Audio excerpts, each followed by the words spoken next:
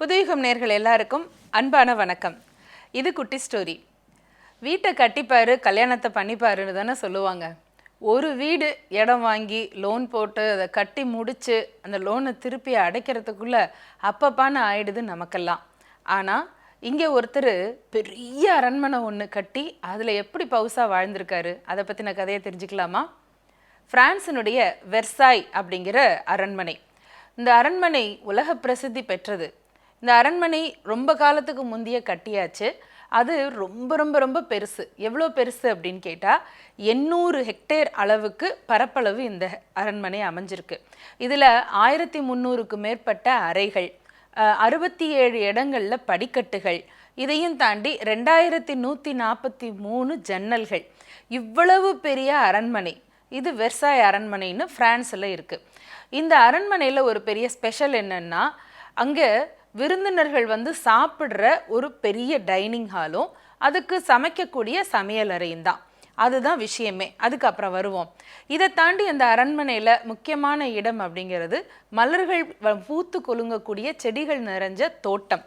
இந்த செடிகளுக்கு ரொம்ப பிரத்யேகமான கவனிப்பு இருந்துச்சு. இதுக்குன்னு ரொம்ப ட்ரைன்டு தோட்டக்காரர்களையெல்லாம் அங்கே பணிக்கு அமர்த்தியிருந்தாங்க.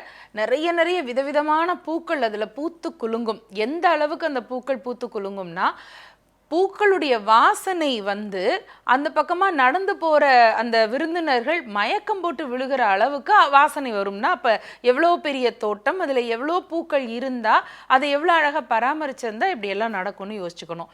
இப்படி ஒரு பெரிய பெரிய அளவுக்கான நிறைய அதிசயங்கள் நிறைஞ்ச அரண்மனையாக அங்கே வெர்சாய் அரண்மனை இருந்துச்சு. இதில் நிறைய அபூர்வமான ரொம்ப காலமாக இருக்கக்கூடிய பொருட்களும் சேகரித்து வச்சுருந்தாங்க. இந்த அரண்மனையில் 14ஆம் லூயிஸ் மன்னர் ரொம்ப ஆடம்பரமாக ரொம்ப சந்தோஷமாக வாழ்ந்துக்கிட்டு இருந்தார். எப்படி வாழ்ந்தார் அப்படின்னா, நம்ம ஊர் பக்கத்தில் சொல்லுவாங்க இல்லையா, பகுமானமாக வாழ்கிறாங்கப்பா அப்படின்னு. அப்படி வாழ்கிறாங்கப்பாங்கிற மாதிரியே வாழ்ந்தார். எப்படி வாழ்கிறாருன்னா, அவருக்கு நிறைய உறவினர்கள் எல்லாருமே அங்கே தங்கியிருந்தாலும் மன்னர் தினம் அவருடைய அரண்மனையில் நடக்கிற நடவடிக்கைகளே நமக்கு வித்தியாசமாக தான் இருக்கும். மன்னர் ஆளு கொஞ்சம் அப்படி ஒரு ஆளு தான். எப்படின்னா, நிறைய விழாக்கள் அங்கே நடந்துக்கிட்டே இருக்கும். விழாக்கள்னு சொன்ன உடனே நாமளாக இருந்தால் என்ன நினைப்போம்? மன்னருக்கு பிறந்த நாள் விழா, கல்யாண நாள் விழா, இது மாதிரியான வருஷ பிறப்பு விழா இப்படியெல்லாம் நடக்கும் அப்படின்னு தானே நினைப்போம். அதுவும் நடந்துச்சு. ஆனால் தினமே விழா நடந்தது. அது என்ன தினம் விழா, அது எப்படி நடக்கும்? காலையில் ஒரு விழா, மத்தியானம் ஒரு விழாவா அப்படின்னா ஆமாம், அப்படி தான் நடந்துச்சு. தினம் காலையில் 10 மணிக்கு தான் 14ஆம் லூயிஸ் எந்திரிப்பார். சரி, எந்திரிக்கட்டும்.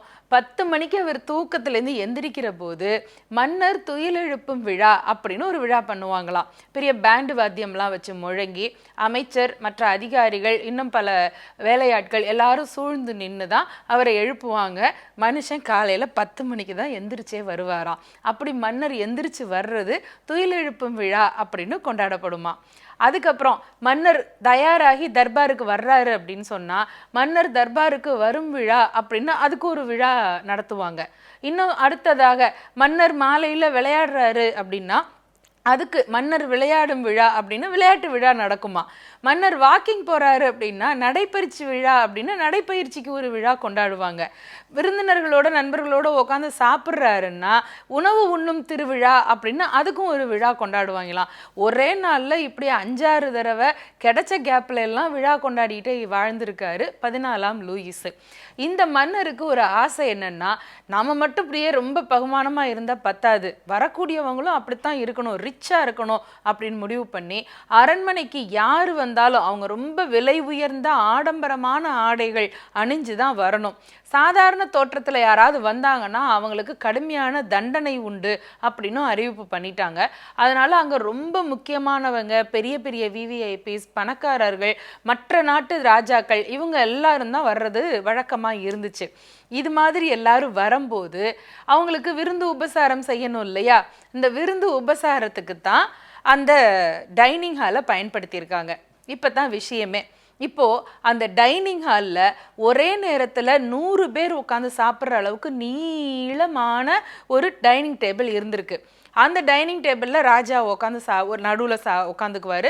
2 பக்கமும் நிறையா விருந்தினர்கள் உட்காந்து சாப்பிடுவாங்க. இது தினம் வழக்கமாக இருக்கிறது. ஆனால் இந்த டைனிங் ஹாலுக்கு உரிய உணவை எல்லாம் சமைச்சு கொண்டு வந்து கொடுப்பாங்க இல்லையா, அந்த சமையலறை அந்த டைனிங் ஹால்லேருந்து ரொம்ப தூரமாக இருந்திருக்கு. அங்கே சமையல் கலைஞர்கள் மட்டுமே நூற்றுக்கணக்கான பேர் இருந்திருக்காங்க. தினம் தினம் விதவிதமான சாப்பாடை சுவை சுவையாக தயாரிச்சிருக்கிறாங்க. என்ன பரிதாபம்னா, சமையற்கட்டில் இருந்து எந்த சாப்பாடு தயார் பண்ணி எடுத்துக்கிட்டு வந்தாலும் அது வர்ற வழியிலேயே டைனிங் ஹாலை வந்து சேர்றதுக்கு முந்தி ஆறியே போயிருமா. அப்படித்தான் தினமே வந்திருக்கு எல்லா சாப்பாடும். ஏன்னா ஒரு கொஞ்சம் நஞ்ச தூரம் இல்லை, ரொம்ப தூரத்தில் இருந்து வரணும் போல இருக்கு. சமையல் கட்டிலேருந்து டைனிங் ஹாலுக்கு வர்றதுக்குள்ள சாப்பாடு ஆறி போயிடுச்சு.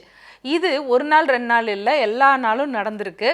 14ஆம் லூயிஸ் மன்னர் ஆடம்பரமாக அவ்வளவு வசதியாக வாழ்ந்திருந்தாலும் கூட ஒரு நாள் கூட சூடான சாப்பாடு சாப்பிட்டதே கிடையாது. பாவம், அவரை பார்க்க வந்த விருந்தினர்களுக்கும் ஒரு நாளும் வாய்க்கு ருசியாக சூடான சாப்பாடு கிடைச்சதே கிடையாது. என்ன பெரிய அரண்மனை, என்ன பெரிய ராஜபோக வாழ்க்கையாக இருந்தாலும் நாக்குக்கு ருசியாக சூடாக ஒரு வாய் சாப்பிட்டா தானேங்க வாழ்க்கை நல்லா இருக்கும். மன்னர்களுடைய வாழ்க்கை எப்படி இருந்திருக்கு பாருங்க. சிந்திக்கலாமா? நன்றி.